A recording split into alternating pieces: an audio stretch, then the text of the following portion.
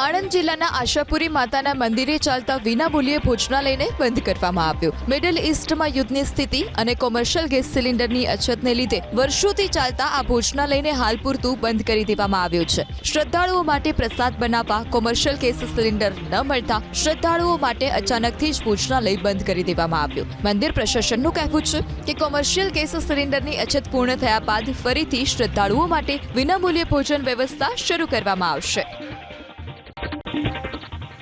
આણંદ જિલ્લાના આશાપુરી માતાના મંદિરે ચાલતા વિનામૂલ્યે ભોજનાલયને બંધ કરવામાં આવ્યું। મિડલ ઇસ્ટમાં યુદ્ધની સ્થિતિ અને કોમર્શિયલ ગેસ સિલિન્ડરની અછતને લીધે વર્ષોથી ચાલતા આ ભોજનાલયને હાલ પૂરતું બંધ કરી દેવામાં આવ્યું છે। શ્રદ્ધાળુઓ માટે પ્રસાદ બનાવવા કોમર્શિયલ ગેસ સિલિન્ડર ન મળતા શ્રદ્ધાળુઓ માટે અચાનકથી જ ભોજનાલય બંધ કરી દેવામાં આવ્યું। મંદિર પ્રશાસનનું કહેવું છે કે કોમર્શિયલ ગેસ સિલિન્ડરની અછત પૂર્ણ થયા બાદ ફરીથી શ્રદ્ધાળુઓ માટે વિનામૂલ્યે ભોજન વ્યવસ્થા શરૂ કરવામાં આવશે।